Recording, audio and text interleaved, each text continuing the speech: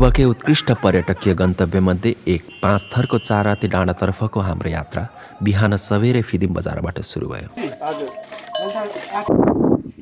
फिदिमदेखि 4 रातेको यात्रा छ। के भन्नु छ सुजनजी? बाटोमै भन्छु भनेर। यहाँ हुनुहुन्छ हाम्रो जो यता हुनुहुन्छ हाम्रो रमेश सर ड्राइभर अनित हुनुहुन्छ कि यता हुन्छ हाम्रो डाक्टर महेश सर, यता हाम्रो अजय सर हुनुहुन्छ। के भन्नु छ अजय सर? बिहानको करिब 5 बजे चिसो हावासँग उत्साह बोकेर हामी फालेलुङ हुँदै उकालो बाटो समात्दै अघि बढ्यौँ। आज चाहिँ हामी यो नयाँ वर्षको 2085 सालको कति भयो? 83 है। नमस्कार नेपाली नयाँ वर्ष 2083 सालको सबैमा शुभकामना साथसाथै आज चाहिँ हामी यो नेपालको एउटा सुन्दर ठाउँ भनेर चिनिने 5 थरको 4 राते 3 सिमाना साथसाथै सन्दकपुरको हामी यात्रामा निस्केका छौँ र हिजोको दिनदेखि हामी दमकबाट बाटो लागेर अहिले हिजो फिदिममा बास बसेर हामी आज चाहिँ यो फालेलुङ 8 आकाशे भन्ने ठाउँमा चाहिँ खाजाको लागि बसेका छौँ र अब हामी सिधै 4 रातेमा पुग्नेछौँ र त्यहाँको प्राकृतिक सुन्दरता हजुरहरूलाई देखाउनको लागि हामी त्यहाँ पुगेर हजुरलाई त्यो सिनहरू भ्यूहरू देखाउनेछौँ। हामी 4 राते 3 सिमाना हुँदै हामी सन्दकपुरमा आज बास बस्नेछौँ।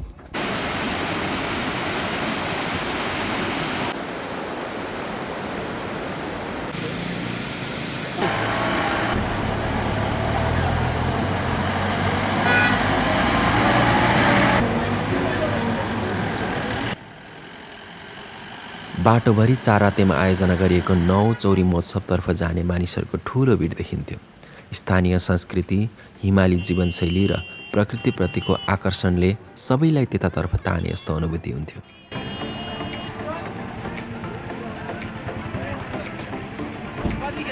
अहिले चाहिँ हामी यो भैसे पोखरी भन्ने ठाउँमा आइपुगेका छौँ र यहाँदेखि हामी 4 रातेतर्फ जाँदैछौँ। 4 राते चाहिँ लगभग 9.5 किलोमिटरको डिस्टेन्स छ र त्यहाँ पुगेर हामी सन्दकपुरमा गएर त्यहाँ गोट स्टेमा बस्नेवाला छौँ। त्यही भएर आज चाहिँ अहिले यो भैसे पोखरीको बारेमा भन्नुपर्दाखेरि यहाँ चाहिँ एकदम राम्रो त्यहाँनिर पोखरी रहेछ।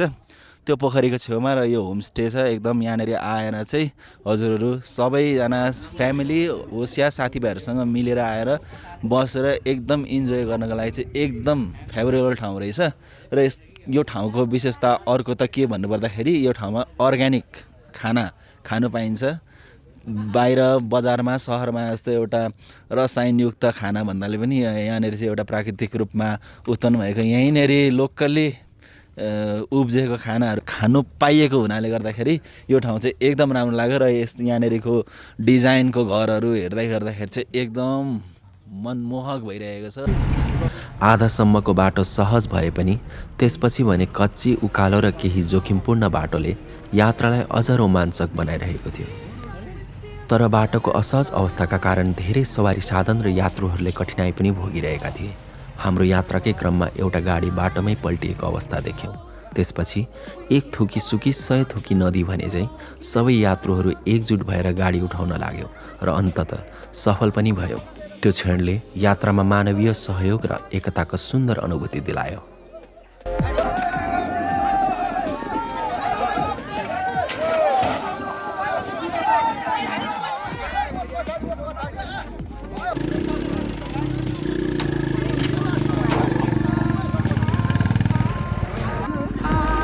यो पोखरी चाहिँ हाम्रो ट्याक्कै नेपालको म्याप जस्तो देखिने रहेछ। अब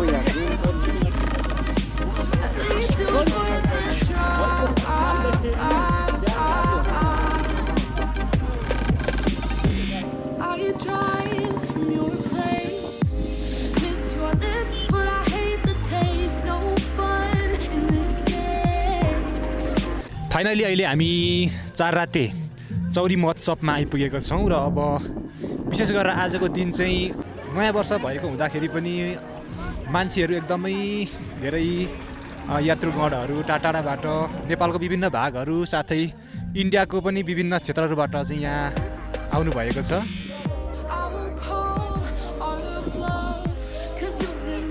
4 राते पुगेपछि महोत्सवको रौनकले वातावरण झन् जीवन्त बनेको थियो।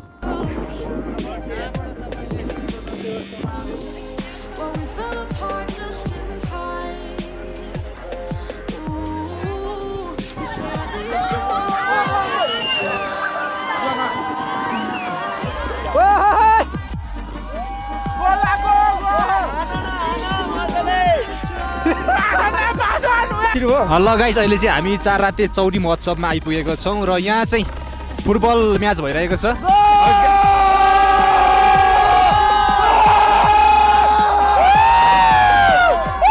देख्नुहुन्छ यहाँदेखि फुटबल म्याच।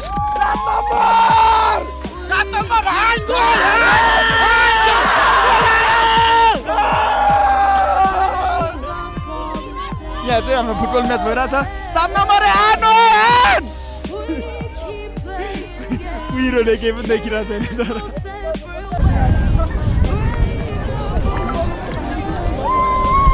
प्रदर्शनीका लागि ल्याइएका चौरी र याकलाई नजिकबाट हेर्न र महसुस गर्न पाउँदा हिमाली जीवनशैलीसँग अझ नजिकिएको अनुभव भयो। बाक्लो र लामो रौँले ढाकिएको तिनको शरीर कठ्याङ्ग्रिदो चिसो मौसममा पनि सहजै बाँच्न सक्ने प्रकृतिको अद्भुत उपहार जस्तो लाग्थ्यो।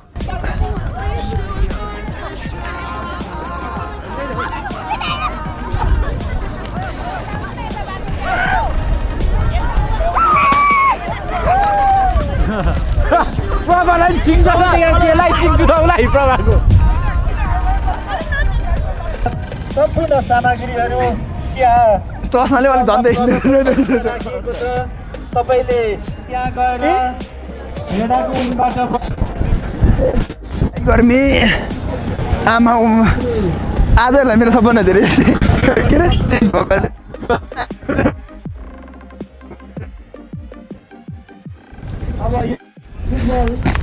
फुटबल ज्ञान सकेको नारे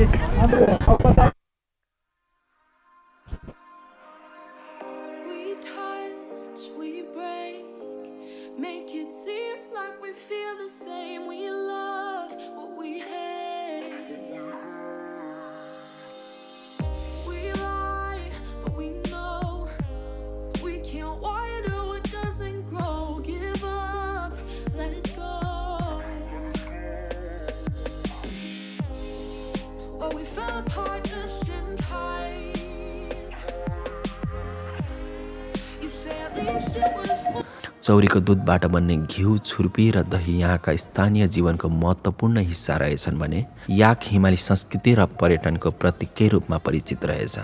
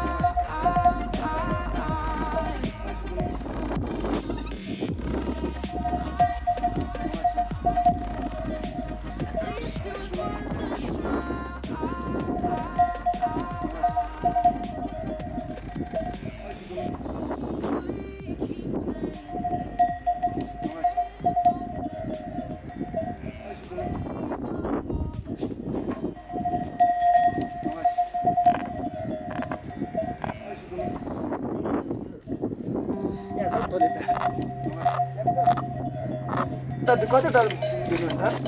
कतिवटा धुँदै हुनुहुन्छ अहिले? चौरी हजुर 8 धुँदै हुनुहुन्छ। उहाँसँग 30-35वटा छ भन्नु बाँकी होला अब उनीहरू होला नि ऊ आउँदैछ रहेछ पालैसँग आउँदैछ खट्टा खट्टीमा पनि एउटा धुइसक्यो अर्को खट्टी आउँदैछ अर्को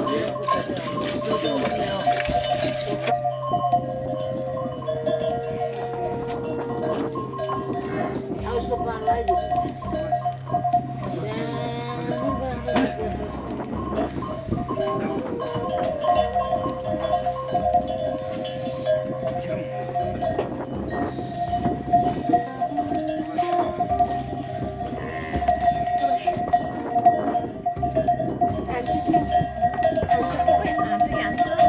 हान्दैन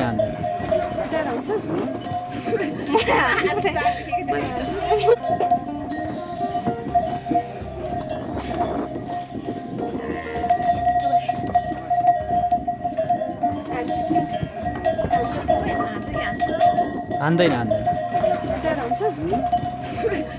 हान्दैन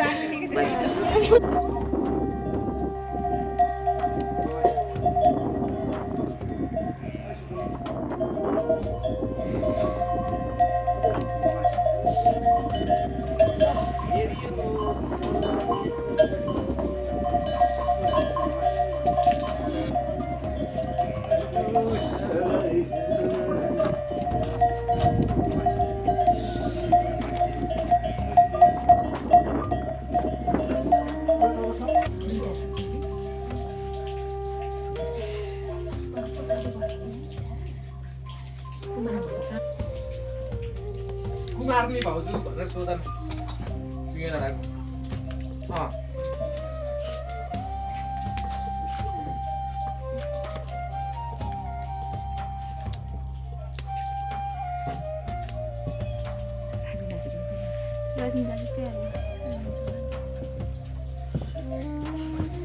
छ कि छैन सोधी भिडियो त गरेको बेला रहेछ मैले त फेरि जाउँछ भन्दै भिडियो लाइक बिनै राम्रो देखिन्छ नेचुरल टोन छ क्या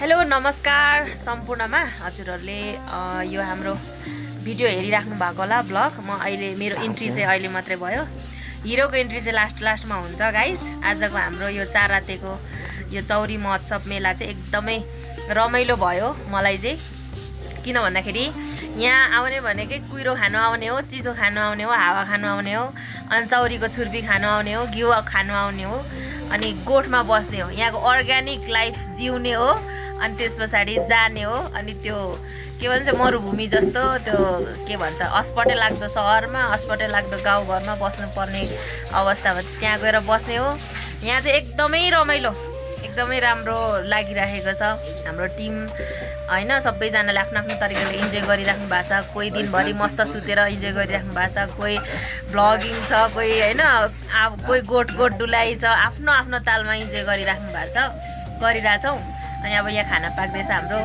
एकदमै रमाइलो भइरहेछ हामीलाई चाहिँ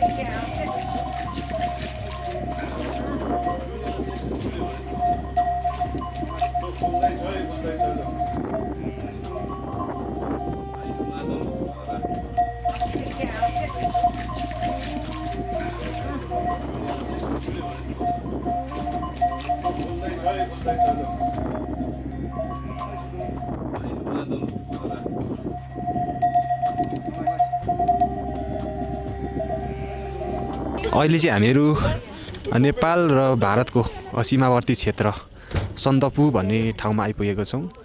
महोत्सवको दिन मौसम अत्यन्त चिसो र कुहिरोले ढाकिएको थियो तर भोलिपल्ट बिहान भने मौसम एकाएक खुलेर 4 रातेको वास्तविक सौन्दर्य उजागर भयो। कुहिरो हटेपछि टाढासम्म फैलिएका हरिया डाँडाकाँडा हिमाली दृश्य र शान्त वातावरणले मन नै मोहित बनायो। आँखाले भ्याएसम्म फैलिएको प्राकृतिक सौन्दर्यले यात्राको सम्पूर्ण थकान बिर्साइदियो। केही घण्टाको थप यात्रापछि हामी नेपाल भारत सीमामा अवस्थित शानदार गन्तव्य सन्दकपुर पुग्यौँ। यहाँबाट कञ्चनजङ्घा, कुम्भकर्ण, मकालु लगायत नेपालका अग्ला हिम श्रृङ्खलाहरू अत्यन्त नजिकबाट अवलोकन गर्न पाइन्थ्यो। हिमालमाथि परेको सुनौलो घाम र चिसो हावाले त्यो क्षणलाई अझ अविस्मरणीय बनाएको थियो।